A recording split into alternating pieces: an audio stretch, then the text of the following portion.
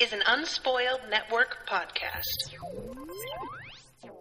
This is Unspoiled, the book club covering The Martian by Andy Weir.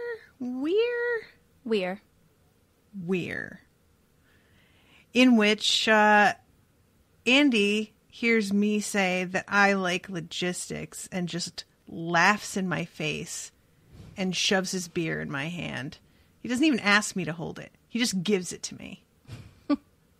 Welcome to Unspoiled.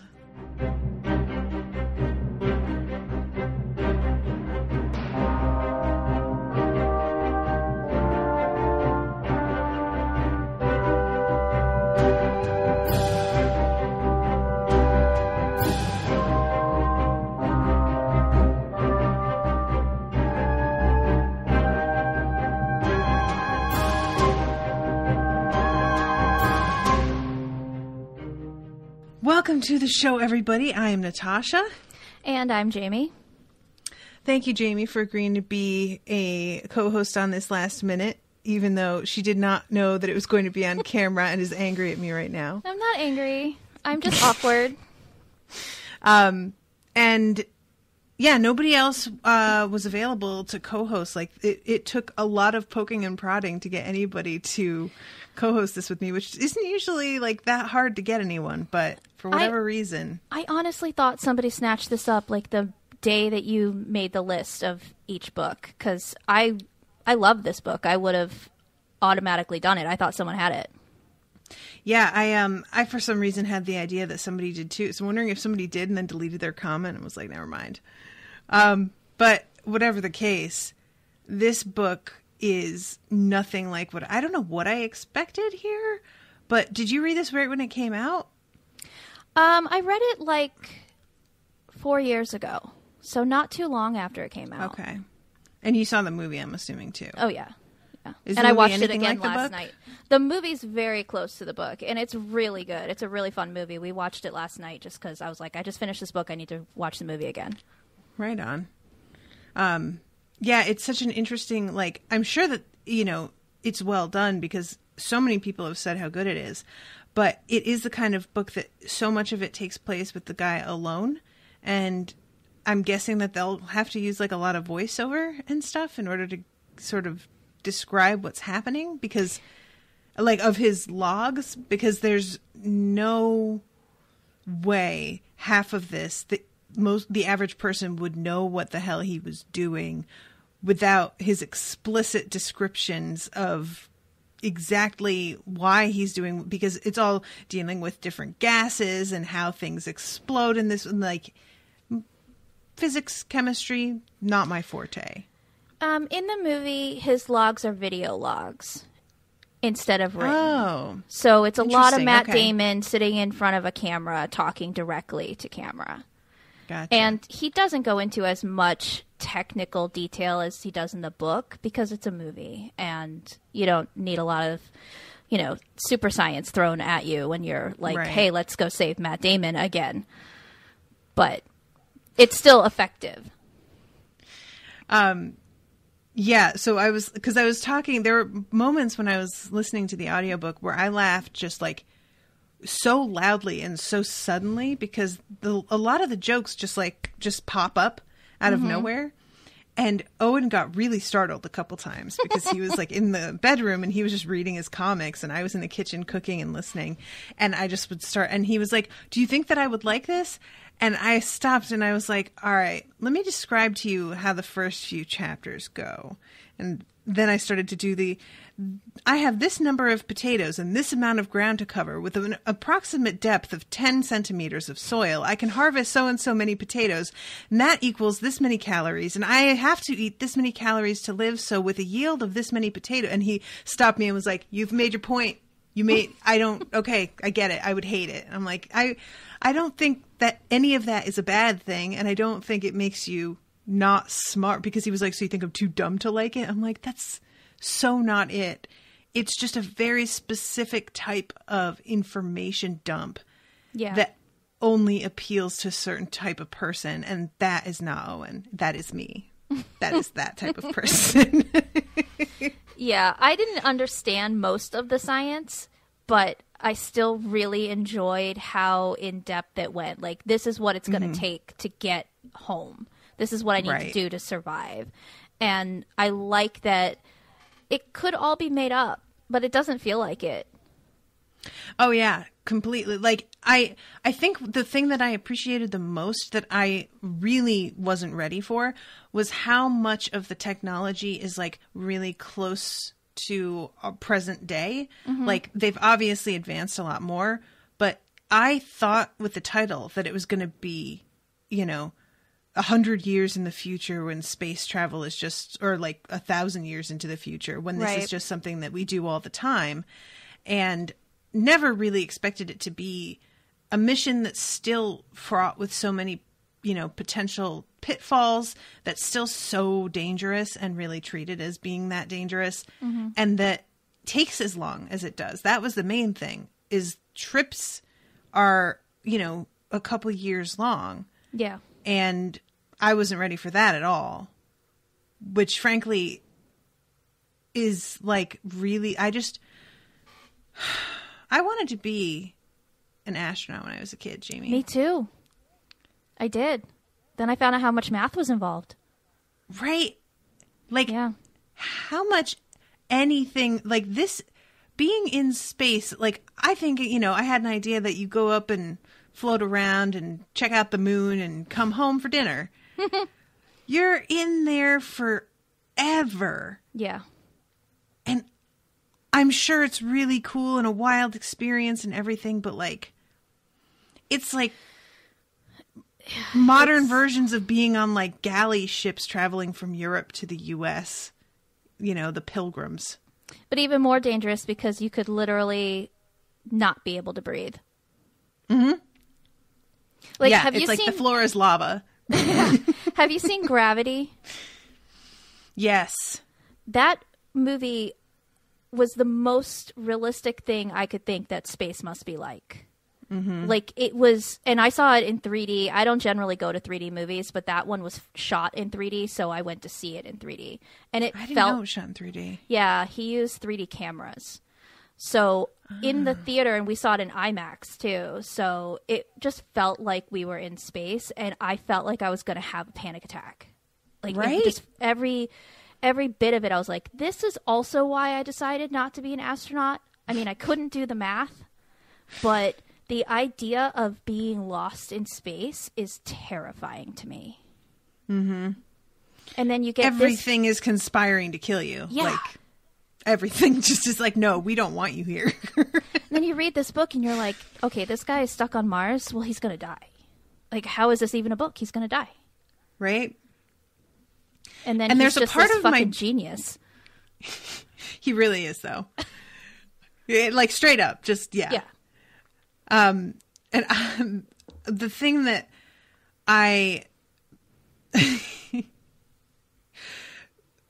part of my brain that this appeals to a lot is the fact that a problem pops up and you are not allowed to get upset about it. You don't get that luxury. You're like, problem pops up. Nope. Stop it. What's the problem?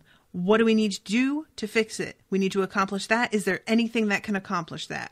Yes. Let's do this. There isn't anything, then we make something. And I'm somebody who's like really proactive in that way. So the idea of just boom, boom, boom, figure it out, figure it out, figure it out, in many ways, like, sounds great to my brain. But the kind of pressure that they're under in these, like, this is not, I ran out of rolls at the sandwich shop and now I need to send somebody to Kroger to pick up some rolls, or I don't have any lids today. What do we do? This is, somebody's going to die. All of us may die. Like, that's, So then my brain recedes. My brain starts to be like, oh, that's sort of, oh no, and then it hides again. No, I would die. I don't know how I would ever. I'm too anxious. Like, I would be a terrible astronaut. There's so many reasons I never ended up doing it. I did win a contest from NASA through Bubble Yum Bubblegum when I was a kid, though. Excuse me? I wrote an essay. What? They had a contest, and the number one prize, like the first prize, was a trip to space camp, which I really wanted. Right. I got third place. So I got a bunch of NASA patches. Like official NASA patches. That's pretty good, though, still. Third place? Yeah. Like, damn. The weirdest So what thing, did you have to write about? why I wanted to be an astronaut. Okay. And my cousin also wrote an essay, and she got second place. How weird is that? She got space food. Were you guys like two of the three people that entered? Is that what happened? Maybe. I mean, if that's the case, like, how good was that other kid's essay that they got to go to space camp? Damn. I wonder if anybody, I always wonder about those kinds of low-key branded competitions and giveaways and stuff. You never hear about anybody getting the money. Yeah. $25,000 if you find the right bottle cap.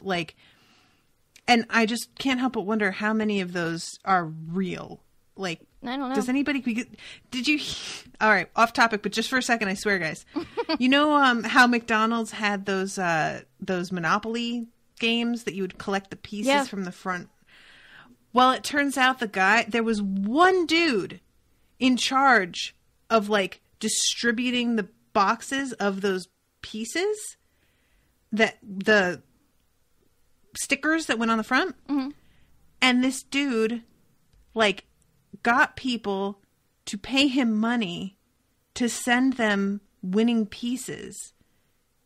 And so they tracked down that everybody who had won the Monopoly game were living at fake addresses when they sent in their address for winning. And it turned out that they all lived within a 20-mile radius of this guy's house. Oh my And they had all God. set up fake addresses all across the United States to make it look like they didn't all live near him. And he was they were paying him a fee for the winning piece, and then they were winning a bunch of money. Oh so my God. he got rich off of selling winning pieces, which is just the most amazing thing. That explains why my friend Ben never won, because he played the shit out of that Monopoly game. He was at McDonald's 3 times a day trying to win stuff. He never won anything. Bless him. My dad was like that for a minute, and then I think he started to catch on. He was like, oh, never mind. I just always feel like those things, there is no real winner. It's just to get you to come in and buy more crappy food. Agreed. But I guess in the 80s with bubblegum, they were like, we're going to award at least 2 kids. And it just happened to be me and my cousin. I really that's a real weird one. I know. I want to talk to Bubble Yum about that.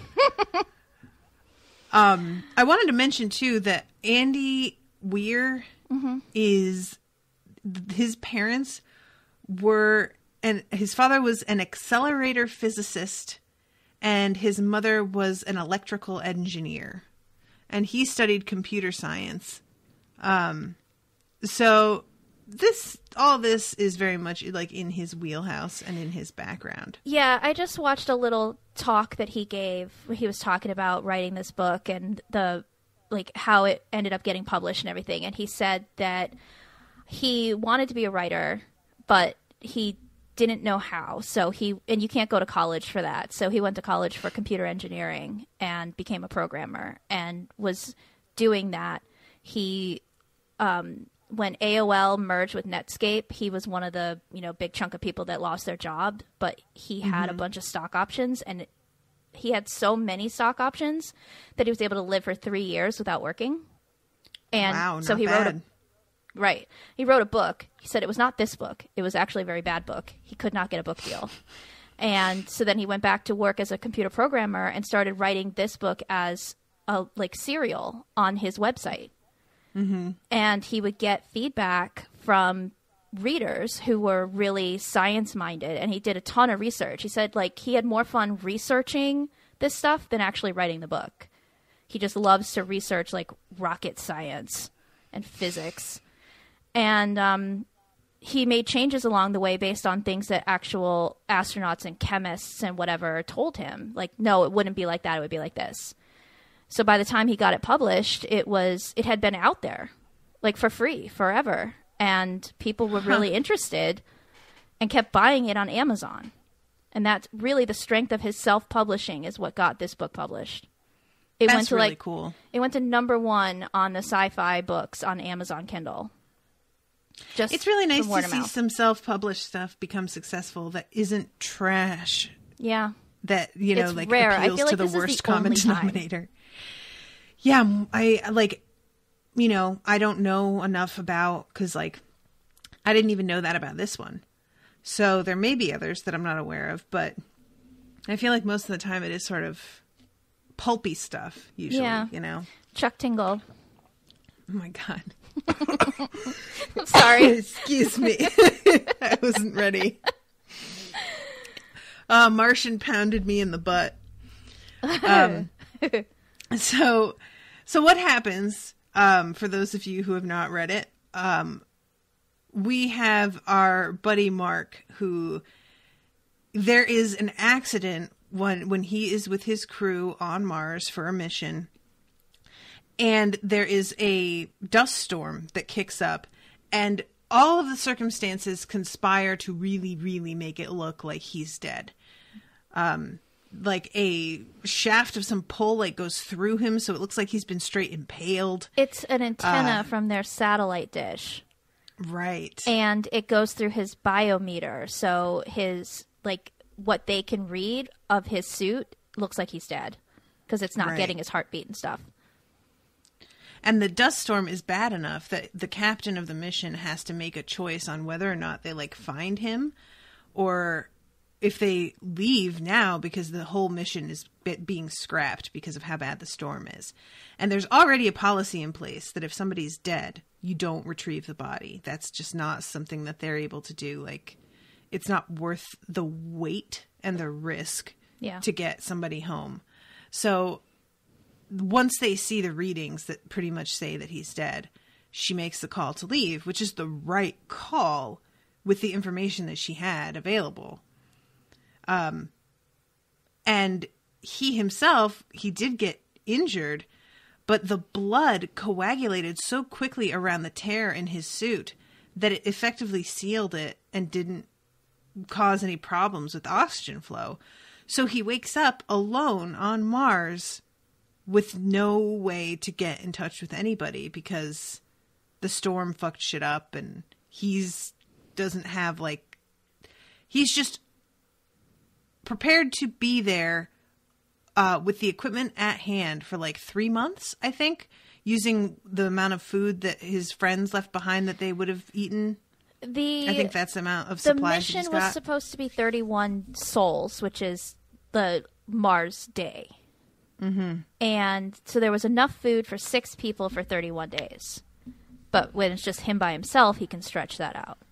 Right. And it takes 4 years for the next mission to arrive. I think was the original calculations. It would take 4 years. 4 years? That sounds like a long time. Is it 2 years? No, that's what he said. 4 years? I remember being like, wow, okay. The amount of time and the distance that is discussed in very casual ways in this book, that was what gave me anxiety so much of the time. They're like, okay, well, yeah, that should only take 326 days. And I'm like, that's almost a full year, you psycho. What are you saying? That's nothing. Yeah. It couldn't, or, that's about 1,500 kilometers away. Or I was about 500 kilometers off track on and I'm just like, it's close enough to the hab that I could walk back. Are you kidding me? So your earlier comment about he's alone on Mars and you're like, well, he's dead. Yes, that was my immediate reaction. I mean, the opening words of the book are, well, I'm fucked. Mm-hmm. And that seems very fair. Yeah. Now, the way the book is structured is we have his entries, his logs, and those go on all by his lonesome for quite a while before we actually get to find out about what's going on Earth. Yeah. And by the time we find out what's going on Earth, I was thinking, man, imagine if they could figure out that he was alive, though. This would be people would flip out. And then sure enough, that's exactly what happens. And I was like, oh boy, yeah. I love this. This is so interesting now. And it's like after they've had a funeral for him and, everybody thinks he died up there. The crew thinks he died. Mm-hmm. And when they figure out that he's alive, they decide not to tell the crew, which is so fucked up. And even though I can understand some of the justification, the other part of me is like, no, you got to tell them. Mm-hmm. Yeah, and I mean, like you said, I understand because their fear is that they're going to be so flipped out about the fact that they abandoned a crewmate that they aren't going to be able to focus on their own also very dangerous mission. And what is his name? Venkat Kapoor. Venkat, right. He actually argues at one point that, like, actually they're in more danger than him because they're in space.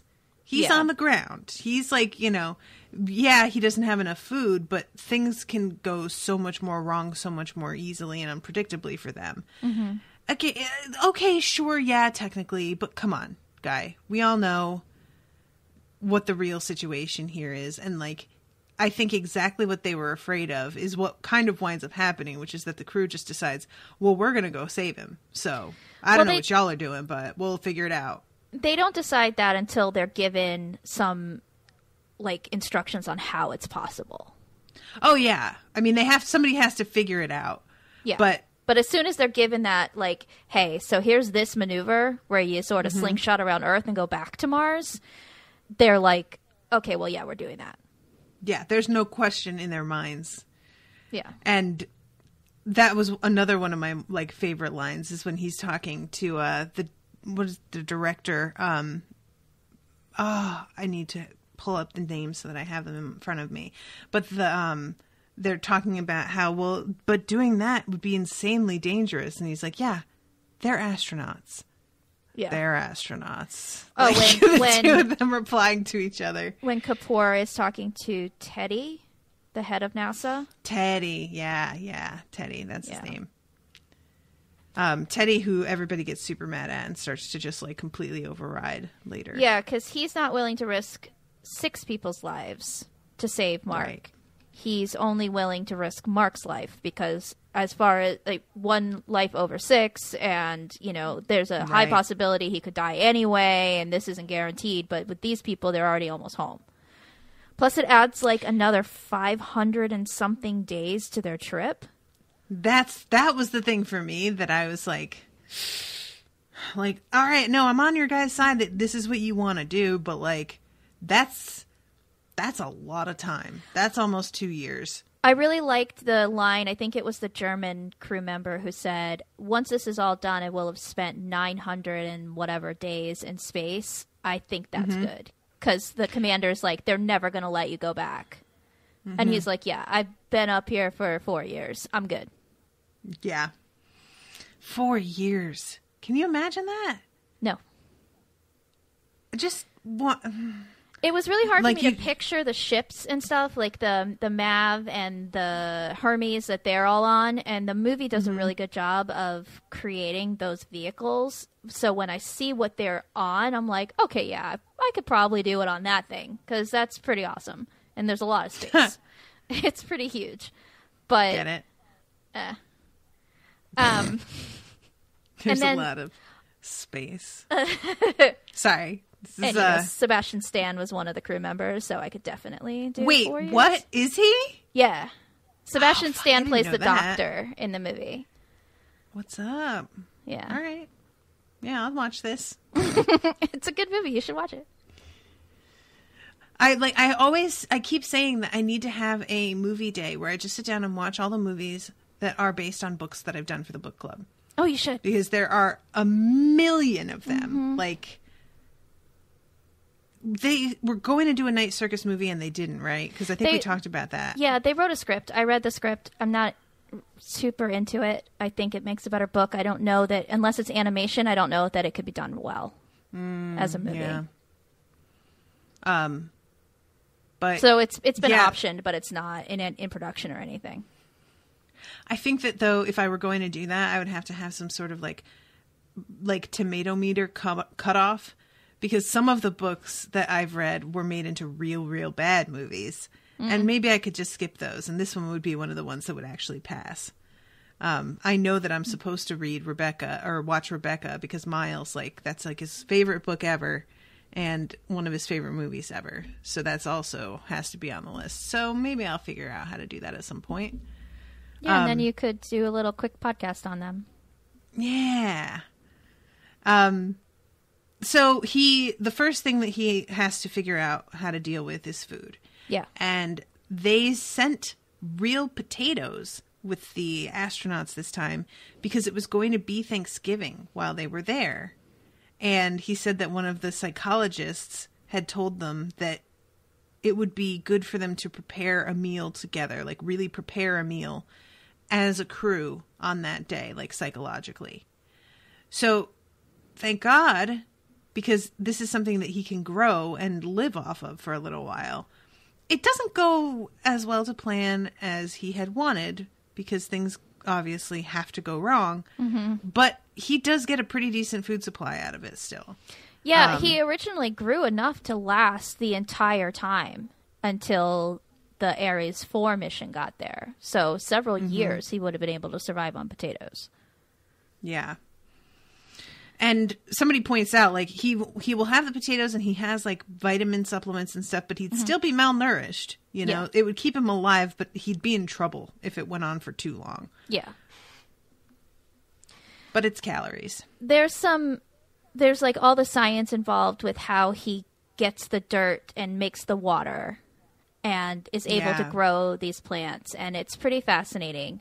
And that talk that I watched him do, he said that after he wrote the book, they sent the Curiosity rover to Mars and found out that there actually is quite a bit of water in the soil on Mars. And he was like, fuck you, Curiosity. Fucked up my book. Wow. Like, there's actually enough in the soil that Mark would have been able to grow the potatoes without blowing up the Hab that time when he was trying to make water out of fire. Wow. Yeah. It's like that's a good amount of water. Yeah, it's something in the soil. You can extract that liquid out of it somehow. Wow. Interesting. Okay. Because, yeah, guys, he gets real detailed about how he has to shit in a box and then freeze dry it and then reconstitute it with water and mix it with the dirt so that the dirt has some bacteria alive in it to help things grow and not just his shit. Dealing with that. He goes through the waste of every single one of his crewmates. They have a little box where their waste, according to the movie anyway, they go to the bathroom, flush it, and then it gets vacuum sealed in a little packet. And then all the packets have their names on them with a barcode. I don't know why. I hope that was made for the movie and not like NASA telling them, this is how we do this. And so he has to open up all those packets and dump it out and then pour water on it to like... I wonder if it's meant for like, do they track like bacterial levels and stuff to like see how their health was doing while they were on the mission and the barcodes are for dates and things like that? Maybe. There's so much to keep track of. Yeah. But that seems awful, and yet... as soon as I read that part in the book, I was like, well, yeah, that makes sense. Like, you have to have that kind of organic material. That's why we use fertilizer. Fertilizer, a lot of times, has shit in it. Oh, my God. I can't, like... all of the little details about things like this that I wouldn't, the fact that the ground out there is not going to have bacteria in it, which you would need. I'm not sure that would necessarily, like, occur to me. I mean, I guess it would like, because I'm like, well, there's nothing growing. Right. But I think I would have assumed that it was the temperature that prevented that and not actually the, makeup of the dirt itself. I think that's part of it, that the atmosphere doesn't allow for bacteria to live because it is so cold. And he would know that because they've been taking samples of the soil. So they see like there's no bacteria here. So he winds up making a little potato farm and figuring out how to create water with some complex chemical reactions that he has set up that one of them doesn't go well, and he winds up getting blown across the room. Luckily, it doesn't blow a hole in the hab or anything at this point. Yeah. And throughout all of this, he believes that he's really alone, and that the only option for him for rescue is to find a way to travel to the mission base for the next. What is it? It's the 4? Yeah, Ares 4 is the next Ares one. 4. And he explains throughout the book that these missions, there's so much equipment and materials that need to be sent, but they can do that over time in small little drops. So, like, even while he's there, while they were on their way to do their mission, they were already launching supplies for the next mission. Right. So there's all this stuff already there. Well, at least there's the vehicle is there. Right. The MAV. Yeah, it's the Mars something vehicle. I'm pulling up the things that I can find it. The HAB, the MAV. Where is it? Oh yeah, solving each challenge in turn as it confronts him. He begins growing potatoes in the crew's Martian habitat and burns hydrazine to generate water for the plants. Yeah. So Mars Ascent Vehicle, that's what it's called. Ascent Vehicle, thank you. Because, yeah, I don't see the MAV list, like, mentioned here. Yeah, it's just mentioned as MAV. Yeah. They don't actually, like, everything else, they translate what this means, except for that one. Thanks for nothing, guys.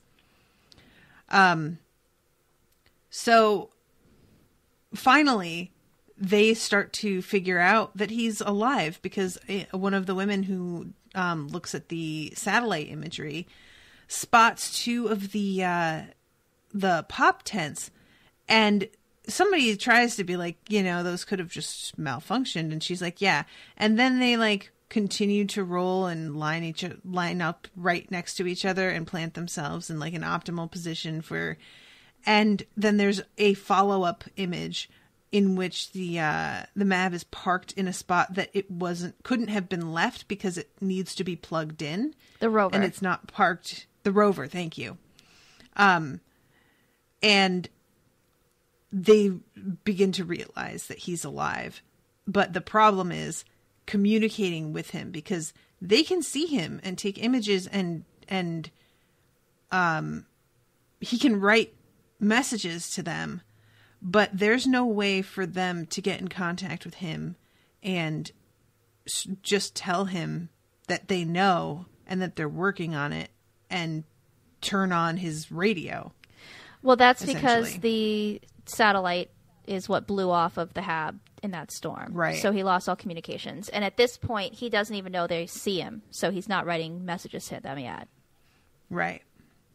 So that's when they do that thing with the ribbons, right? Where they write, turn on your comm, I think. He starts to think about, like, how can I maybe get a hold of them? And he thinks about how back in the 90s there was this rover that was sent out called Pathfinder, and it lost contact, and they assumed it was because the batteries just died, or it got covered in sand and was never able to recharge because it's solar. So he takes the rover and he drives out to where Pathfinder was known to have died, and digs it up, brings it back, and then he can actually communicate with them because it has a camera. They were gonna do a ribbon thing. Do you remember this? Ribbon thing. Yeah, it was like, because it's one of those things that appeals to my, like, child side, because what it was going to be a bunch of ribbons, because he mentions how green shows up really well against the red Martian landscape. And they were going to make all of these ribbons out of material that was so light that it would flutter even in the very minimal atmosphere. And they were going to basically send something to impact with Mars and explode. And all of these ribbons that say, Mark, turn on your comm, were going to be in there fluttering around, so that it was just like a matter of time until one of them got his attention. Ashley is saying that was part of NASA's plan before he got Pathfinder. Right. And I just think that is such a, like... But also that would take 10 months to get there. Right. And it's just like, it's such a... it's so imprecise. Yeah. You know, it's just like we're basically going to like throw a bunch of confetti at him and just hope that he sees it and knows what it means. Like, it was just like one of those ideas that when I was reading it, I was like, I guess that could work, but like, yikes, guys, this is what we're down to? And that's before I find out that they decide to replace like the hull of a craft with canvas. So, yeah, desperate measures. And they're watching him like figuring out how he's going to set everything up so that he can drive all the way over. And they think that he's making the drive to where Ares 4 is going to land, but that's when he's getting the rover, and they don't realize that's what he's thought to do. So everybody's like, is he going over there? Because there's not going to be anything there. Does he think that there's a hab waiting for them already? Like, that's not. Yeah. And that was part of it too, is them trying to like decipher what they see him doing. That gave me some anxiety. I also love... Sorry, go ahead. Well, I was just going to say the radioactive heater that he goes and digs up. Yeah, Andy Weir talked about that too. He's like, look, I hand waved that a little bit. I mean, if a real astronaut did that, he'd have cancer on his cancer. Like, there's no shielding from that kind of radioactive isotope. He's like, I just had to, like, let's pretend that the technology got a little bit better as far as like clothing goes. They were able to be shielded from that, and I can accept that. Like, it never says when this is happening. We just know it's in the sort of near future. It could be 50 years in the future. Maybe they did figure that out. Mm-hmm. So that didn't bother me. I like when he's in contact with NASA, and he's so happy to finally have someone to talk to, but then he's so irritated because they just keep telling him what to do. And he's like, dudes, I've been doing this on my own. I got it. You don't need to give me instructions on every little thing. Stop telling me how to grow my fucking plants. I'm the one who grew things on Mars. I am the best botanist in the world. Literally. Like, don't do this to me right now. Yeah. Oh my God. It's like a Twitter fucking response section. Yeah. I just love that he's like, I'm really happy to have someone to talk to, but man, will they shut up? One of my favorite moments in which I laugh the loudest is when they finally figured out that he's alive, and they're just in the very like preliminary stages of deciding what they're going to do, how they're going to tell the press, like all of this. And is it Teddy, I think, who's like thinking to himself, God, I wonder what it is like to be out there completely alone. What is he thinking right now? And then it cuts to him. How does Aquaman have control of whales? They're mammals. This doesn't make any sense. Yeah. I love Mark. I think he's really funny. Yeah, and, he is funny. Like, he's smart and capable, but he also like just doesn't let this stuff get him down. Mm-hmm. And you really need that when you're in somebody's head the way that we are with this story. You need somebody that's just going to be like, look, all I have to listen to is disco, and it sucks, but I'm going to listen to it anyway. And I'm going to watch all these 70s TV shows, and I'm going to keep my spirits up. Like, the picture he sends back to them is him acting like the Fonz. He is such a weirdo. He amuses me. That really gratified me, because, like, and she's like, this is what I have to give the press? And I'm like, bitch, they're going to eat that shit up. Are you kidding me? A guy who's making a joke after everybody thought he was dead, literally still on Mars, they're going to love it. Stop. Yeah. There's a part in the movie where after they tell him what he needs to do to the MAV, where he has to disassemble like some of the outer panels and cover it in canvas, and his response is, are you fucking kidding me? But all they have is the text. And the Venkat character is like, do you think he's saying, are you fucking kidding me? Or do you think he's saying, are you fucking kidding me? Like, do you think he's excited about it? And the girl's like, I think it's the first one. Yeah. Yeah, and also the fact that he swears like almost immediately when they get back in contact. And he's like, can you watch the language? Because this is being beamed out to everybody in the world and they can all see it. And he's like, boobies. I was like, oh, God. Yeah. But my number one favorite was when he encounters a problem with the water system and NASA's flipping out. And he's like, so I found a clog. I think I can just take it apart and fix it. Should I do that? No. You'll fuck it up and die. All right, so I took it apart and there was a clog and I fixed it and now it's fine. Dick. That's their response. Like, it's so that one made me laugh harder than any, was that because the guy who does the audiobook has really good delivery. Oh, really? In those moments. So when there's like NASA, pause, dick, and I just lost my shit. I was laughing so hard. It was just so unexpected. Like, I don't know what I thought they were gonna. I appreciate that about him too, because that's like the one area I can see myself in Mark Watney. It's like, yeah, if I can look at something and figure out how to fix it, I'm gonna fix it. I'm not gonna wait for somebody to take care of it. And I do that shit at work, and that's why my friend Patrick always calls me Butch, because I'm like, I can fix it, and I'll just take something apart and fix it and put it back together. And he's like, I mean, how do you even know how to do that? I'm like, because it's parts. Like, you take it apart, you look at it, you fix the thing, you put it back together. It's not that hard. None of this stuff is hard. Right. It's a real, like, I think he says at one point that they're probably flipping out right now and cowering under their desk with their slide rules for comfort, which feels like, you know, it's so much bureaucracy and it's so many people like having to think up every worst case scenario. And it really shows the difference in mindset that you have to have, because they can think about worst case scenario because they have to prepare for every eventuality, and they have to do a bunch of simulations and inspections. But he can't like let himself think about worst case scenario the same way. He has to address it, but he can't like dwell on it the way that they can. Or that's a sure way to just make yourself go nuts and wind up doing what I do, which is like coming to a dead stop of no action whatsoever because you've become so paralyzed by everything that could potentially go wrong that you don't do anything. Right. So in other words, I would be a bad astronaut. Very, very bad. Well, and he doesn't have time to sit around and wait for them to work the problem and get back to him. It takes like 17 minutes or 24 minutes or something every time he has to wait for a transmission. And in that time, he's thinking about, like, this is probably what it is. I've been here for close to a year now. It's probably just a weird clog. I'll just go do it.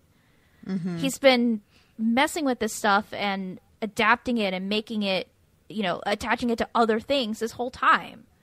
So he kind of understands. I think specifically with that, too, he added dirt to the filtration system to make it mineral water, which they don't even know that he did that. So he has, you know, he's aware of what the problem is because he's made alterations that only he's aware of. Yeah. And they're over here still trying to tell him what to do. He's just like, how about I do what I want? Like, the time to listen to them is when he has to make modifications to the to the rover and to the other rover that he turns into a trailer, and when he needs to take apart the MAV once he gets to Ares 4. That's when you listen to them. When it's like, oh, my water filtration system is having some problems, but it's probably this. They should be listening to him. But it's hard for, you know, they're used to being the ones who say, this is what it is, this is how you fix it. They're not used to an astronaut being like, well, actually. So what winds up happening, because he really is in like a pretty secure position, feeling like my crops are growing well, my potatoes are almost ready to harvest. I am like working with NASA and putting this whole thing together so that I can travel to the Ares 4 point. And then disaster strikes. Where the airlock that he has been using, he keeps using the same one over and over again. And he has been there for so much longer than they were initially supposed to be there that it wasn't designed to put up with the stresses of being used at the rate that he is. So it, like the seams on it, there's like a little tiny burst that's like a centimeter that immediately, because of the pressure, expands really huge. The airlock goes like flying and detaches completely from the hab. And the hab, which is now like exposed, is like flies all over the place. And he gets tossed around in the airlock as it separates. So like the potatoes are exposed to the vacuum of space. Well, everything stays in It's the very hab, bad. but now it's open. So all that Mars non-atmosphere just destroys everything. Really, like, did that just hurt you inside? Yeah, because then I was like, I thought he was going to make it, and now is he going to die? Like, right. I didn't think I don't think I ever really feared that he was going to die because of the overall tone of the book being so sort of hopeful. I was like, if he has him just die at the end, I don't know what I'll do. That'll be such a fucking left field shock to me. But it does, like, you do feel like that's the only life preserver that he has. So and we know that doesn't work. Right. We know what he went through to grow all of that and how long it took. So we also know there's just no way. Now all of his potatoes are dead. I guess not all of them, because he does have some that are able to be used that he had like packed away. But it's not enough to go through it all again. Right. Yeah, I mean, and in order to repair the airlock, doesn't he have to like take sheets from the hab? Oh no, he uses sheets of canvas from the hab in order to make the additional bedroom tent. He also uses when he makes his big sheets drive of canvas to seal up the airlock hole. Right, okay. And duct tape. Duct tape because and apparently resin. Duct tape is like cannot be improved on. And in the movie when that happens and his like face mask cracks and he's just sealing it with strips of duct tape, it's so stressful, even though I know he's going to be okay. And I'm just like, oh my God, do it faster. How is that duct tape even holding those cracks together? Oh my God, you need to take care of this right now. It's very stressful. And it's a pretty light movie, but that moment you're just like, he's going to die. There's a crack in his faceplate. I didn't even think to ask that. So it is a light movie. I would have expected it to be kind of intense. It has the same tone as the book. Okay. So intense at moments and then quickly sort of resolving things and showing you how it's done. Matt Damon is very charming. Oh, man, Matt Damon, I want to like him so much, and he just keeps on saying shit, and I'm just like, why do you got to talk at all? I just ignore don't that do stuff it. because I think he's a really, really great actor, and nothing he's done has been so bad that I can't, like, I feel like he tries to listen when people are pushed back at him, like, dude, shh. I saw an interview with him recently where he actually addressed that. Like, I need to start listening more and not just saying whatever comes to mind. Yeah, I think that's where I'm at with him is I haven't written him off. I'm not like, no, I want nothing to do with you and I'll never watch anything you're in again.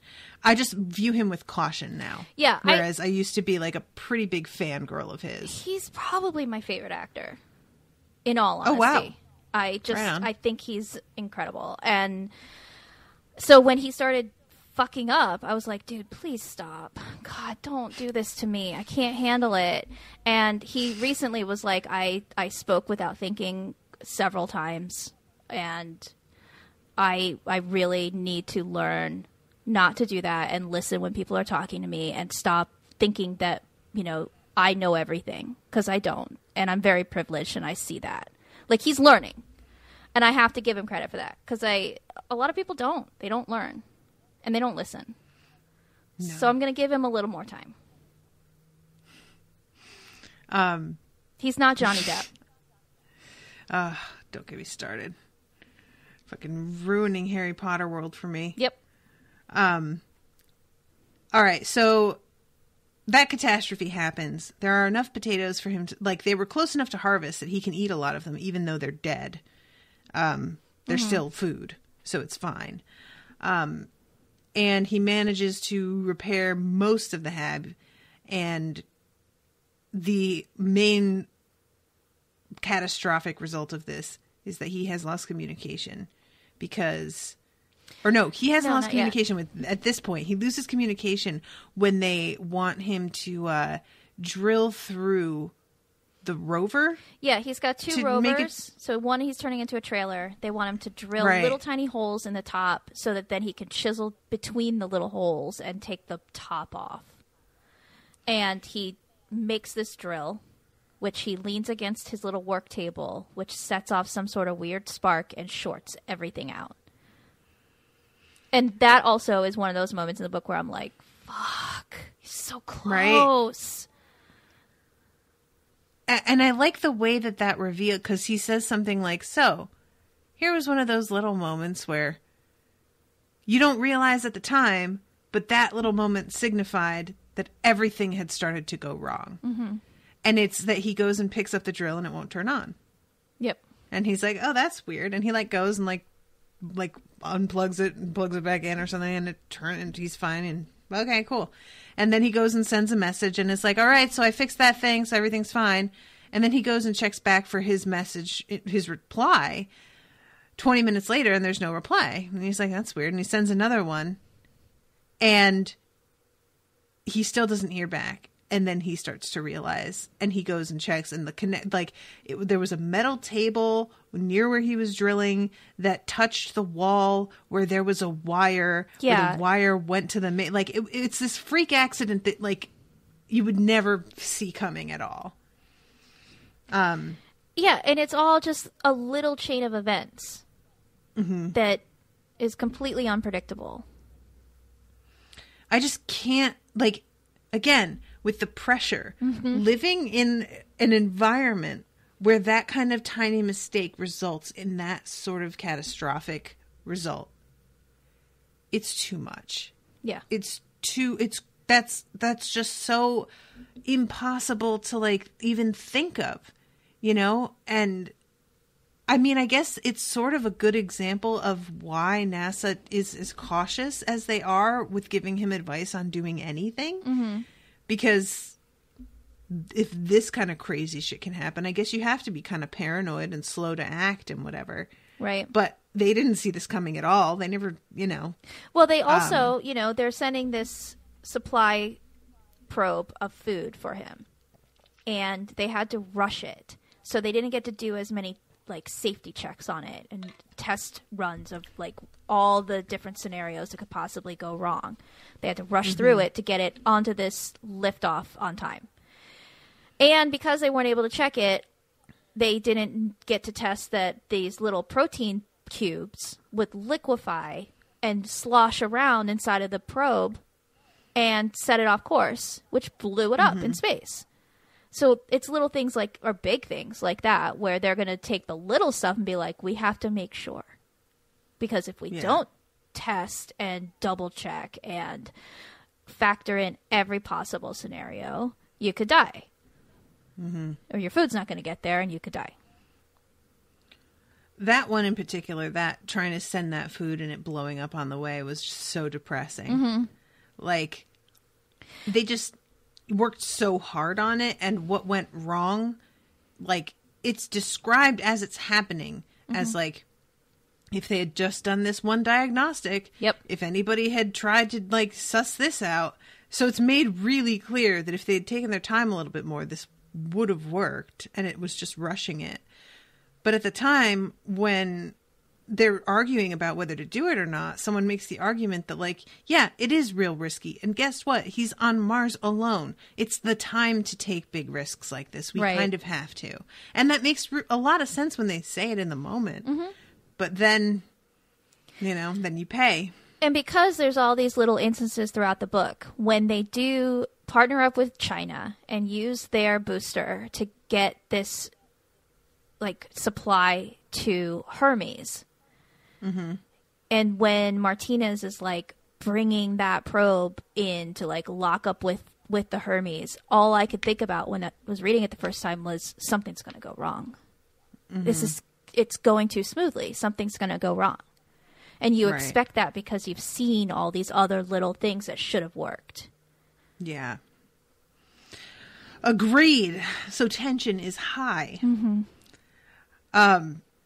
And he finally, after working alone, after losing contact, he continues to work on the trailer and the rover and getting everything set and building this little, bedroom tent so that he can actually like get out of the rover and sleep and stretch out and stand up. And that was his own idea. NASA never would have come up with that for him. And I love that when they're looking at what he's doing and they're like, why is he even doing that? And they're like, oh, it's probably like a workshop or something. And so he can work on things. Like, you assholes, maybe he wants to lay down and go to sleep. Maybe he wants to not have to wear his EVA suit every time he's out of the rover. And it goes to show how much his tests paid off, because he would not have made this for himself if he hadn't done that like 4-day trip in order to get the rover, the other one. So what's it called? Pathfinder? The Pathfinder, that's it. So he knows that just 4 days was absolute torment for him to like be in there and sleeping and going through the same. So now he has this like experience under his belt and can predict like the things that are going to be trouble for him, and even like sort of build in days where he can just rest, which are the air days. Well, he has to do those because he has to recharge the solar panels. Right. So he needs because, like a full that's his day. air production. Yeah. Oh, that's right. It's something with the oxygenator.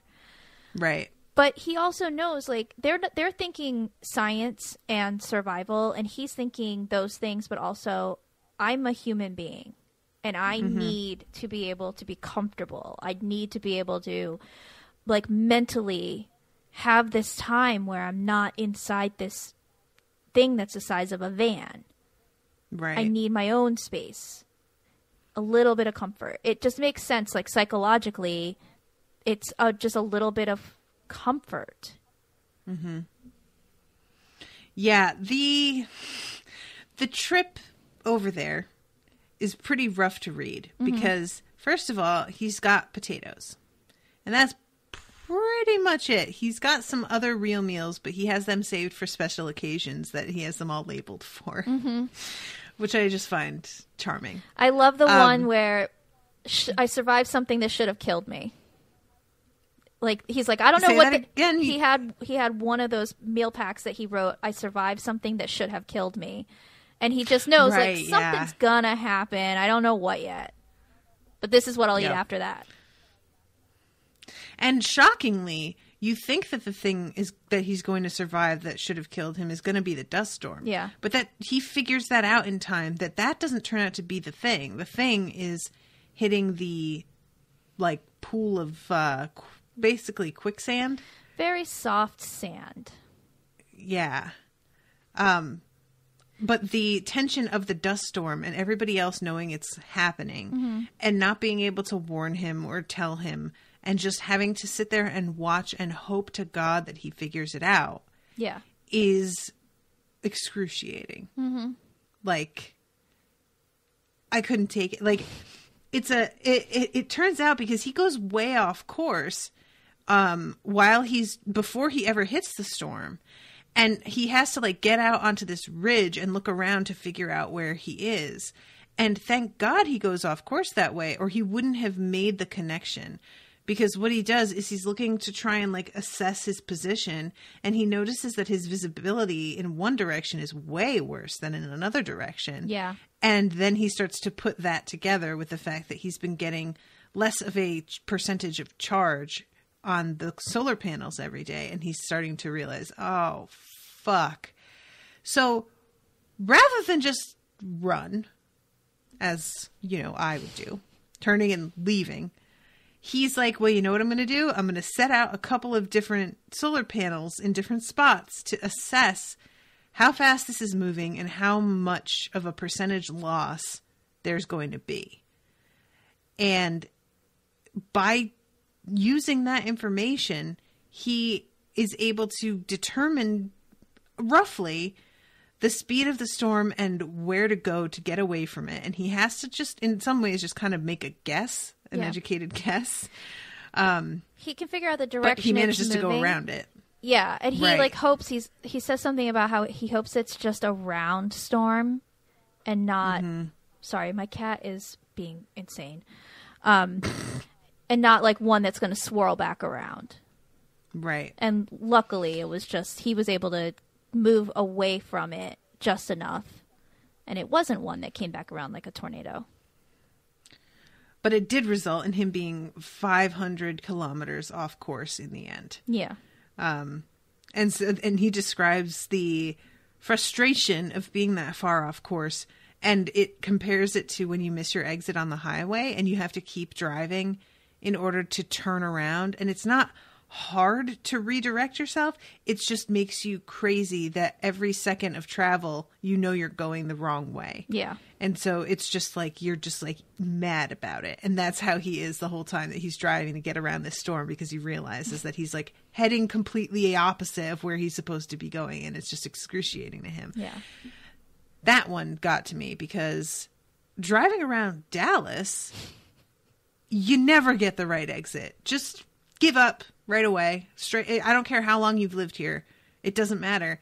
No matter how long you've lived here, you will get off the wrong exit at some point during your day. It's happening. Really? Like, oh my God. What are they like? When I went down and I missed it twice. The first time I ever drove through Dallas, both directions.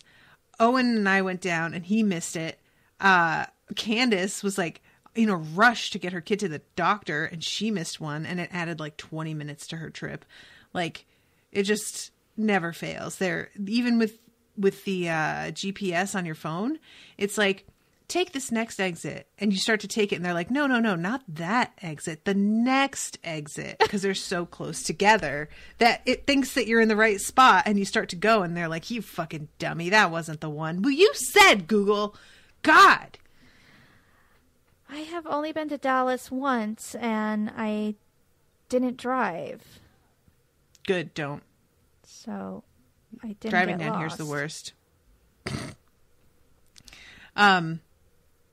So after that, the soft sand that he gets stuck in, which causes his trailer to get detached, and everybody like can see that there has been an accident, and they don't know how badly hurt he is. The one thing like throughout this book is his amazing good luck in not getting actually injured in any way when anything goes down, which one could argue is not very realistic. I don't care. It's fine.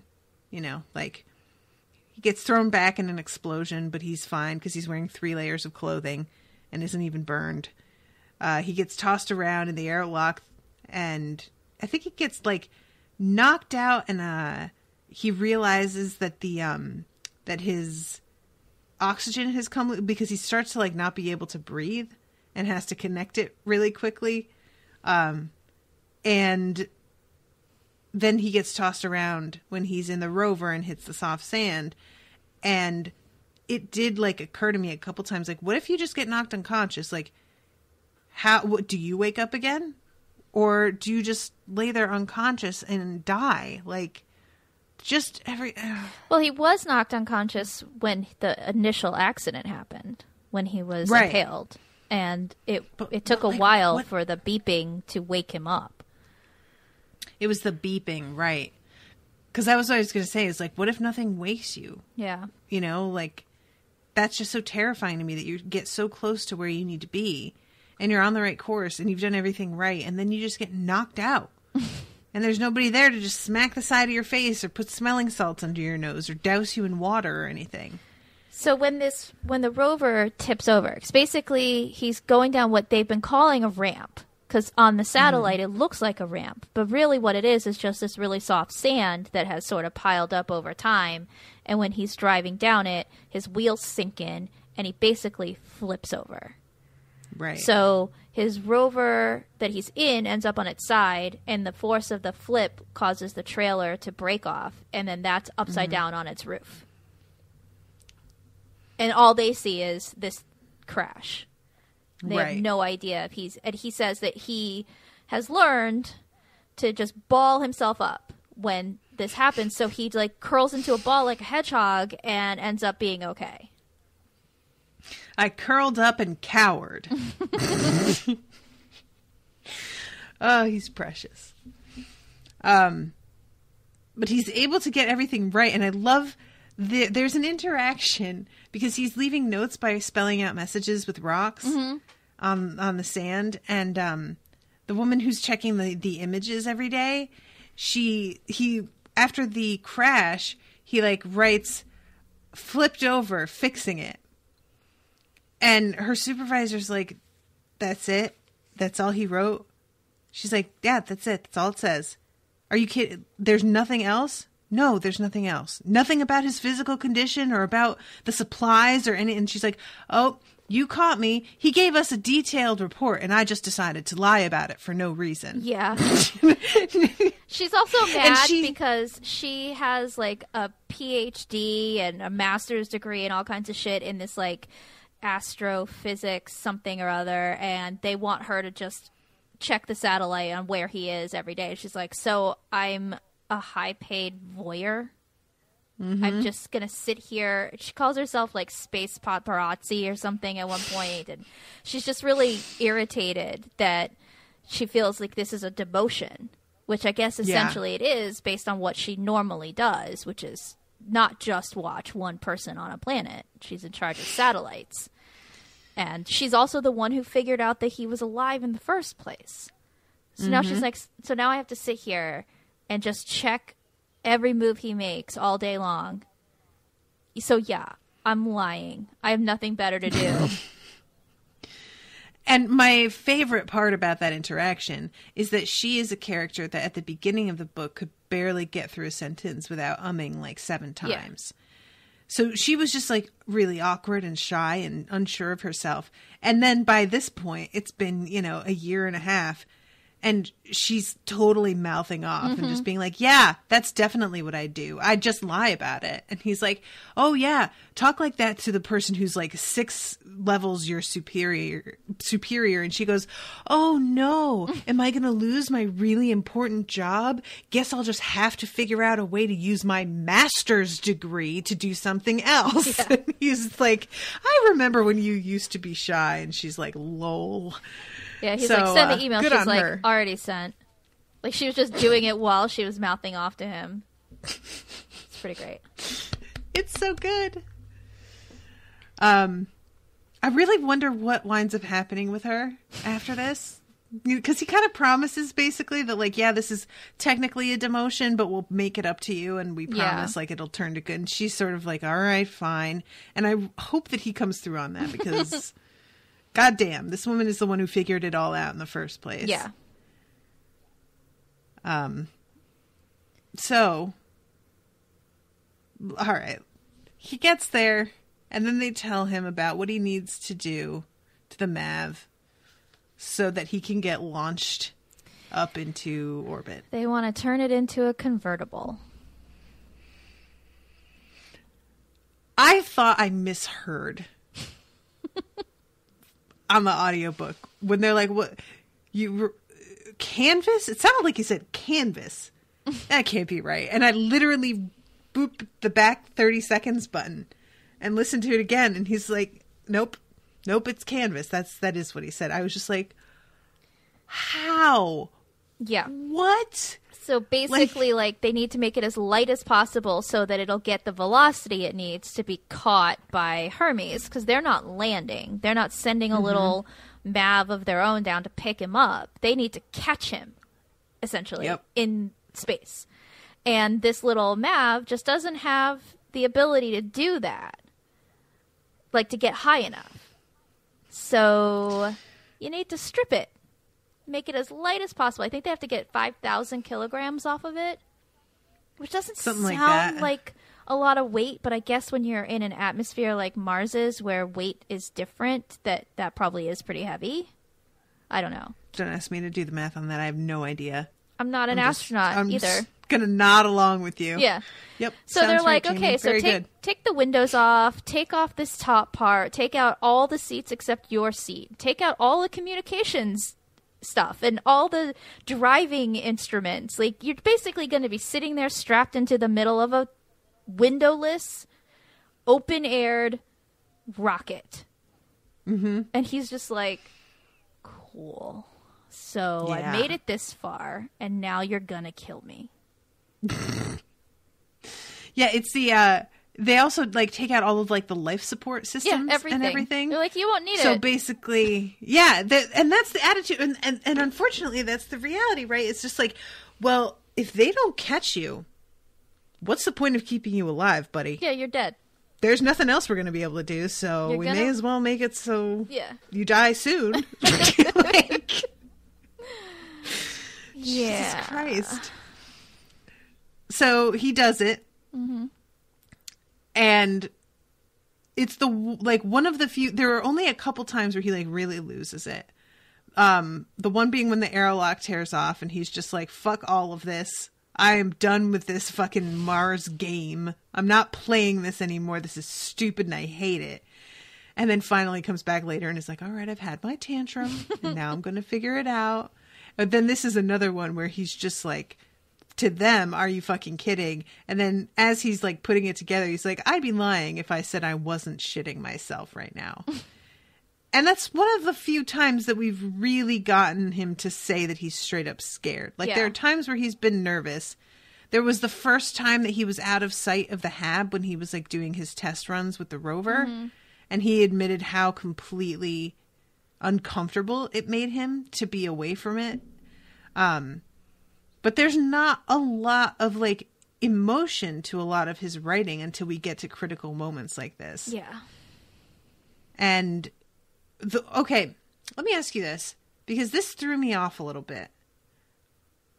We have the sort of like normal omniscient narrator for when we're at Earth. Mm-hmm. We have his logs when he's on Mars, but then we'll go to like the astronaut got into the thing and stood up and shouted and shook his hands and jumped it. Yeah. What is that about? I don't know. That threw me off a lot. And when I think listening to it, it must be a much bigger jolt than when you're reading it. Because when you're reading, like from Mark's perspective, you're always getting it started with whatever soul he's on. Right. So, and then like when there's communication with NASA, it's in a different font. So it's mm-hmm. In smaller paragraphs.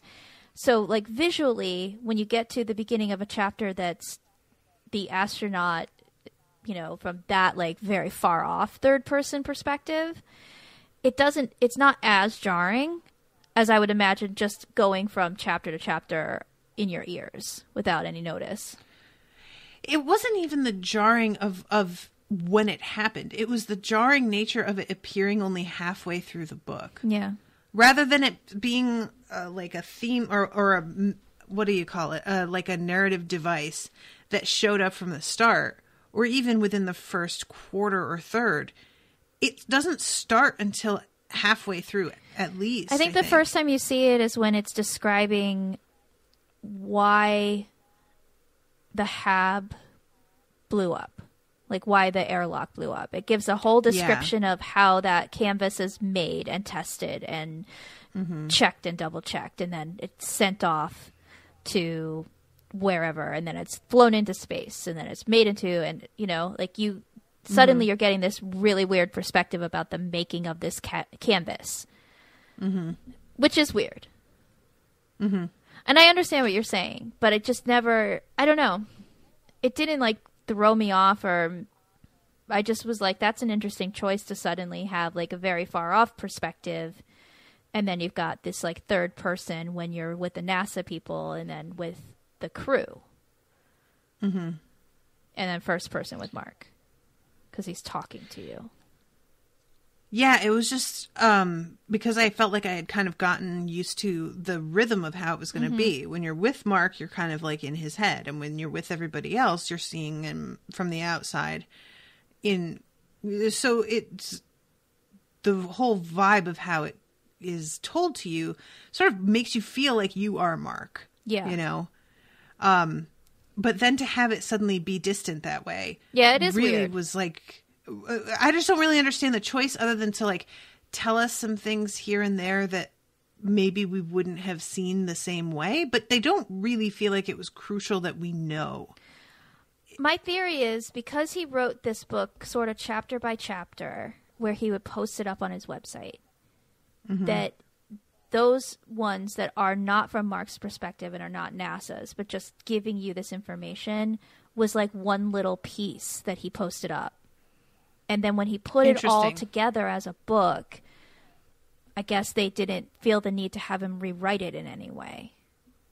His editors were fine with it. Because he said when it went through the editing process, there was very little that they changed. That must feel good. Yeah. Yeah, I just wanted to mention it because it was something that startled me a little bit when it first happened. And then because it was such a disaster moment with the hab breaking and everything going wrong, I kind of thought that was what it was for, was that we're going to pull back for a second so that you can really get the full scope of how much of a problem this is. And sort of like a dramatic choice, you know. But it happens in a couple other moments that aren't nearly so dramatic. So then I was like, oh, okay, I guess we're doing it again here. And for this sort of routine thing, okay, I guess I really misjudged what that was about. I do wonder if it's because of the way that he wrote this book originally. Yeah, I'd be interested to know. And it doesn't bother me that much. It was just, you know, like, just caught my attention. So, yeah, he launches, but there's a problem because the canvas is ripping. And he can hear it flapping around even as he's hurtling through space so hard that he can't breathe or blink, barely can think. And passes out. Yeah, which what did they say? 12 Gs. 12 G forces. I don't know what that means. Well, have you ever been on a roller coaster? Yes. You have G forces on roller coasters, especially the ones that go really fast. And it's when you feel that like pressure on your chest as you're going in a turn and stuff. I've been on a roller coaster that has 3 Gs, and you feel like you're going to pass out. In that one turn where there's 3 Gs, you're just like, oh my God, I can't breathe. So he had 12. And that's why the doctor's so passing out's better. Yes. And the doctor's like, we don't know what condition he's going to be in when he gets back. He could have internal bleeding. Like, a human being is not supposed to experience 12 Gs, especially kind of completely unprotected. So he's lucky that he only broke a rib. And he manages to get through it, but yeah, he broke a rib, which... Oh, Ashley's saying gravity is 1 G. Huh. So that's a G. G is for gravity. Is that right? Is that right, Ashley? I didn't think about it like that either. Ashley, tell me. Kids, G is for gravity. 1 G is our gravity. Say it with me now, kids. So 12 Gs is like 12 times your weight. Interesting. Just pushed on your every organ, and he's lucky he didn't die. Yeah. And also because the canvas is ripping and it's not going at the velocity they expect it, he's going to end up like 68 kilometers away from them, and they've got like a 21 kilometer reach on these strips where the doctor is going out like spacewalking to catch him. All of this sounds terrifying. I can't. Like, it's one thing to read it in the moment and you sort of like let yourself forget just how insane this is as you're focusing on the minute to minute like operations. But they first have these attitude adjusters, which no, it's not somebody with a ruler smacking you in the hand, that are meant to turn the ship around, but they're not meant to thrust it in any direction. It's just meant to like move it slightly. Right. And they use those to like shove them a good amount of the way, but it's not enough still. And so what they decide to do is deliberately breach the ship with an explosion so that the pressure will push them the rest of the way. Yep. They which is build a bomb. Insane. Using sugar and what was it? Was it? I don't remember what else he poured in there. Let me look. And a wire on liquid oxygen. Liquid oxygen. And then a little wire that they hooked up to like a light switch, basically. And they're so smart. They figured this shit out. They had like 40-something minutes before they were going to be close to him. So they needed to figure all of this out in that time and make it happen. And it's just like, do the math. What can we do? And I'm just like, yeah, I can barely like add things without stressing myself out. They have to like calculate, well, how much distance, how much velocity do we get from these thrusters? How much time do we have? When will we get there if we use these at this rate? What force of explosion do we need to make just enough amount of damage but not actually kill everybody? Yeah. There are so many, like, there's a really intense conversation with the youngest crew member, the woman who's the tiniest and has been chosen to survive. Johansson. That when they're not sure if they're going to be able to like make this catch, the earlier one with the Chinese probe, right? The supply catch. Yeah. The decision is that they are going to all kill themselves so that she can survive on their rations. And she's talking to her father, explaining this very much against her will. Like, he makes her break down and tell him, even though she wasn't intending to at all. Yeah. And when he's like, but that only gives you 90 days of food and you're going to be up there for like 160 days. And she says, these supplies are not the only source of food. Yeah. And he's just like, oh my God. And later on, Martinez is like, so which one of us are you going to eat first? And like fucking joking about it with her. And she is not she's just like, that's not funny. Just don't even talk. What are you doing? And he's like, come on, I'd be good. I thought you liked Mexican. I was just like, dude, what are you doing? Oh my God. Oh, that was a real bleak moment. Like, there comes a point, like, do you want to be the survivor? No. What, like, I don't think I would. I think I might rather die by that point, where I'm having to chop up my friends. I'd feel too guilty. On top of everything else, I'd be like, yeah, how do I live with myself now?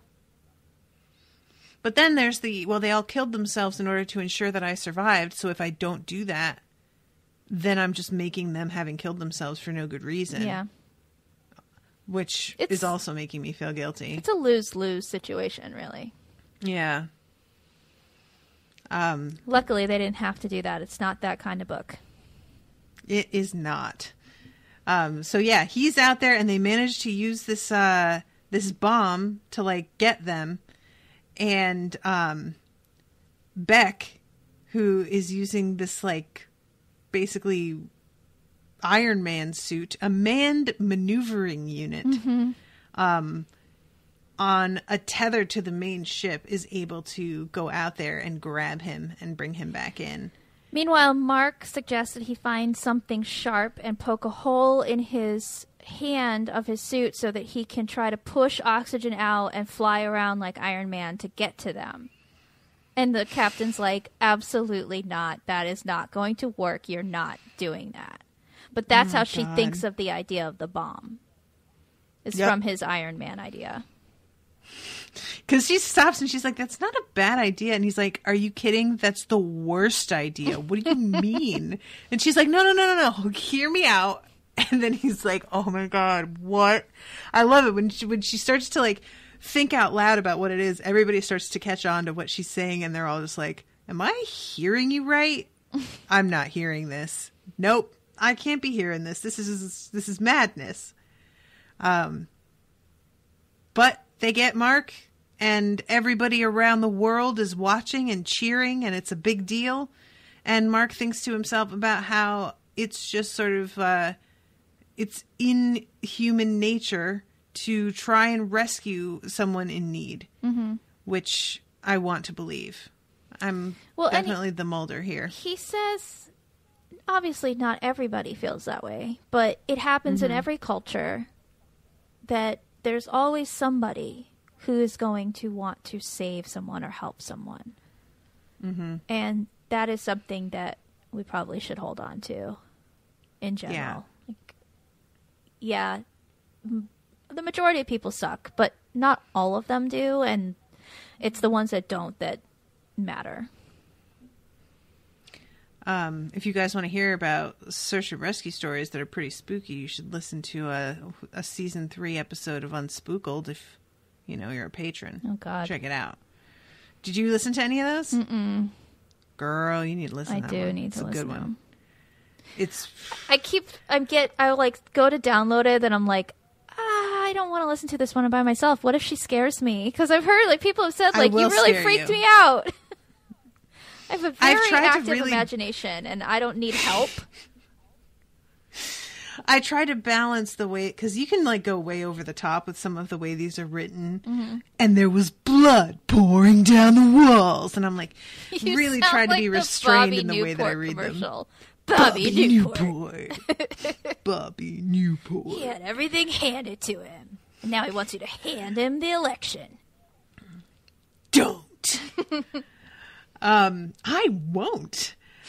But yeah, sorry, she's laughing. I made her laugh with something in her mouth. Oh my God, I just almost lost my apple juice. What was they saying? I don't know. We were talking about Oh no, just unspook. And it's about somebody who works in search and rescue operations at a national park in the U.S. And some of the weird stuff that they encounter on the job that can't be explained, or that nobody really wants to explain because the explanation's worse than just not knowing. Zombie bears? No. Excuse me? I don't know. What are you finding out there in the woods that you can't explain? What? Zombie bears. You'll have to listen, because it's much weirder than zombie bears, actually. Okay. Okay. I'm intrigued. I'll just say one word. Staircases. Right? Okay. So, but yeah, there were a lot of like fun little moments in this as well. There were a couple of different conversations. There's the woman who works in the PR department, who's the one that's like, facing the press at the press conferences all the time. And she is just like, has no patience for any of this garbage. And when they're arguing on whether or not to do like which of the two missions to do, the one that's more likely to work or the one that will risk fewer people. There's a big blow up, and one of the guys gets up and walks out and is just like, "You're a fucking coward." And she gets up, and Teddy's in the middle of apologizing to her and being like, "I'm really sorry. Sometimes we let our testosterone." And she's like, "I hoped that he was going to kick your ass." And I'm just like, I just loved it so much. He's, "Oh, I'm sorry, little lady." And she's like, "Fuck you." It's so good. She's played by Kristen Wiig in the movie.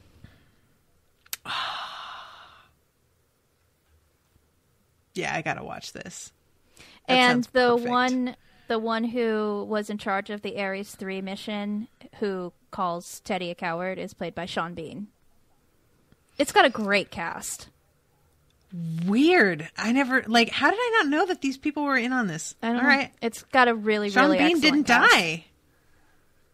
He doesn't die. You're right. And the funniest thing is they talk about the Council of Elrond. They call it like the meeting of Elrond or whatever. Yes. And in the movie, it's just such a little wink of, what the fuck does that mean? And he's like, it's where they decide to take the One Ring. They let Sean Bean say it. I'm just like, love it. I didn't even think of that. Oh, that's genius. Oh, what a lovely moment. Yeah, I want to watch it just for that now. It's on Amazon Prime for like $2, $2.99. I'm checking this out if Owen's not home soon. And there was another one that I wanted to mention that was funny, but I can't remember what it is now.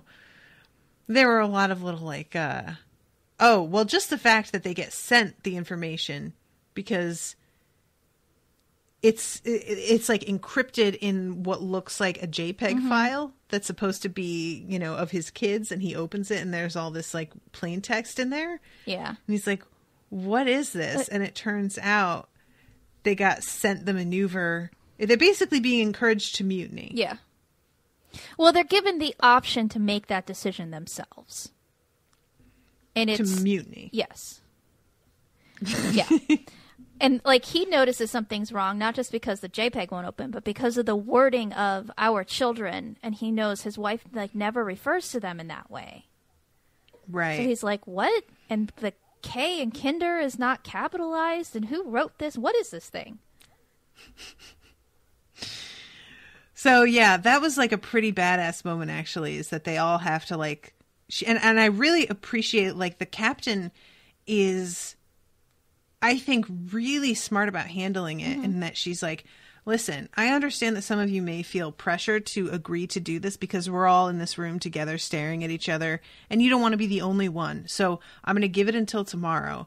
And if any of you don't want to do this, come and see me at any point and we will scrap this whole idea and I won't tell anybody who came and spoke to me. Yeah. It'll be totally confidential. And I was just like, girl, you have got the bases covered. Thank you. Because that is a concern, you know? But as soon as she starts to like, to leave, she sees the looks on all their faces and that they're finally like looking like their morale has improved for the first time since everything went down. And she's like, oh God, they're not going to change their minds. They're all going to do this. Yeah. So it's pretty intense. And it's like, what she wants, but she can't say, I'm ordering you to do this. She's, right. You know, she lets them all make the decision. She's a really well drawn character. And I think every character in this book is really well drawn. Agreed. Yeah, so I'm trying to think what else to say about this. I feel like we've covered everything. Is there anything else that you wanted to mention? No. I encourage you to watch the movie. It's really fun. Yeah, I would like to try that out. And it's beautiful. And every time I've watched it, I'm just like, I need to figure out where this was shot. Because, I mean, it's not how I envision Mars, because everybody envisions Mars the way it is in cartoons and shit, you know? It kind of, obviously it looks like Earth because it was filmed on Earth, but it's just beautiful. You don't expect to look at something that's supposed to be this, like, deserted landscape and be like, wow, that's gorgeous. Look at that sunset. I think that I saw, let me see, debut novel, follows an astronaut, blah, blah, blah. I was hoping that there would be a link to the film. Oh, here it is, yeah. See if it says where it was filmed. 20 sets were built on a soundstage in Budapest, Hungary. One of the largest sound stages in the world. Budapest. Wadi Rum in Jordan was also used as a backdrop for filming. Jordan. Yeah. And those look like the two main areas that they, yeah. Well, Megan's been there. To Jordan, Megan? That's where a lot of the backdrop for, what do you call it, was filmed. Indiana Jones. Oh, yeah? Boop. Yeah. It's surreal. Yeah, it looks like it would have to be really surreal. Like, if they're using it for a literal alien landscape, if that's the place that I feel like it would have to be really wild to be there. But that's pretty cool. All right, everybody. Well, I did want to mention what's coming up for the book club next month. It's called Last Wish. Let me make sure that I've got this right, because the author's name was a little bit tricky for me. Sorry, that's not what I wanted. Sorry, guys. I'm trying to pull up my book club list, and my internet is like, you want to go to Facebook, right? Because that's where you always are. I assumed. Okay, just throwing some shade at me. Andrzej Sapkowski. I'm hoping I'm saying that right. I wonder if The Last Wish. I wonder if it's pronounced Andre. The best-selling novel which inspired the cult video game, The Witcher. Huh. Yeah. So I have no idea what to expect with that, but that got upvoted a lot. So, and I'm going to be working on the book club list for next year really soon. I so keep your was eyes just going to peeled for ask you that. about that because we probably should get that voting going soon. Well, I had I posted in the patrons group a while back and asked people to comment and then people to like the comments that were made. Mm-hmm. So that's going to give me my bare bones. Yeah, I was campaigning for my choice a little bit because I have put it up. This is the third year in a row where I'm like, this book, and it never gets picked. It's White Oleander, right? Yes. It's so good. I think I might reserve a few spots on the list for things that aren't voted up, but that I just want to cover. So if I decide to do that, I'll go with that and just put that on there. Okay. And I think we'll handle the voting a little differently than last year because last year was very complex to figure out. So yeah, I will keep you all posted on that. So watch Facebook, and if you're a patron, watch the Facebook group. We are also doing the Yuletide book swap again this year. So go. I think it's in the book club Facebook page where Megan Walsh. It's on the patron Facebook page. Is it? Yeah, because it's a patrons only little swap thing. So if you're a patron, go and see if you want to join in on that because that was really fun last year. It was. I have a couple books that I still need to read, but it was super fun to see everybody getting their packages. And some people got them really late, but I think Nate Swanson got his on his birthday in January. It's because his came from Australia or something, I think. Yeah, so it was really late, but then it wound up arriving as a gift for another thing, so it worked out. It's really fun. And it inspired my boyfriend to buy me books that I needed to open on Christmas Eve. He got me a feminist cross-stitching book so I can cross-stitch all this fun Ruth Bader Ginsburg and Frida Kahlo pictures and stuff. It was pretty fun. Cross-stitch is one of those things that if I had the downtime, I would definitely try and get into that because it just seems so relaxing. I haven't done it yet, but I'm inspired to try someday now that I have a guide. And then the other book for this month for childhood favorites is The Phantom Toll Booth. And that's going to be live on, I think it's going to be a Tuesday night. Because I'm going to be going to LostCon. So I won't be able to do next Saturday the way that I normally do. Who are you co-hosting that with? That one is going to be Erin. I want to say her last name is Gambrill, but she is guesting from another podcast. I'm finding the event right now so that I can tell you all what her website is. But it's called Over the Tabletop is the name of the podcast. And it's a podcast that reviews 2-player board games. Which is such a very specific niche thing. Yeah. Specifically just 2-player board games, which I feel like is really kind of fun. I need to listen to this so I can get some 2-player board games. Because I have multiple player ones, and Jason isn't much of a board game person, and I am. So I'm like, what, am I going to play by myself? You have to play. See? So they're filling a real need. Yeah. Erin Ayers. Ayers. Yes. So that is going to be on November 20th at 7:30 p.m., which is a Tuesday. And that'll be the last thing that I record before I head out to LostCon. And next month's childhood favorite is Bridge to Terabithia. Oh. So the Phantom Toll Booth and Bridge to Terabithia are 2 childhood favorites that I have never read. So these will be a little different than the last 2, which I had read. Well, actually, I hadn't read Charlotte's Web, but I knew so much about it that it didn't matter. It still was familiar to me. Yeah. These 2, I have no idea anything about them, really. So, yeah, those are going to be what's coming up. So keep your eyes peeled for the full list. Anything else you want to add? Listen to our Doctor Who podcast. Everyone. Yeah. I do want to add that I just remembered when I was thinking about that I saw this Q&A with Andy Weir, and they said Star Wars or Star Trek, and he said Doctor Who. He's a huge Doctor Who fan. Apparently, he even wrote fanfic. Oh my God, that would be fun to read. I bet. So, I feel like I already liked him, and now I like him a little bit more.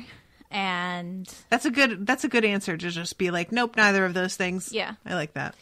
And because of that, if you like The Martian, you probably like Doctor Who. And if you like Doctor Who, you like listening to us talk about it. Yeah, come and listen, guys. We just started, so we aren't even finished with the first season yet. So, Nope.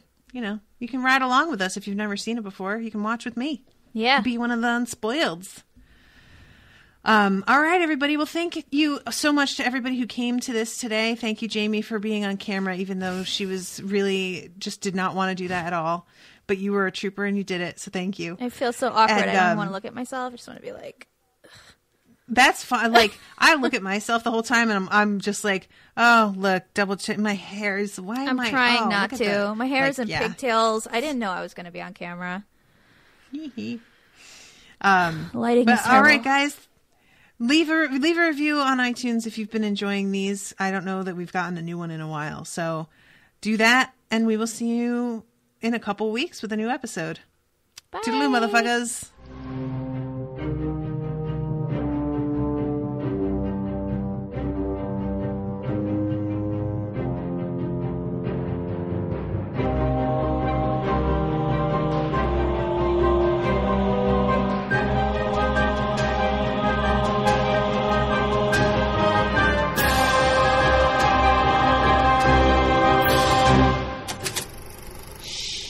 That was an Unspoiled Network podcast.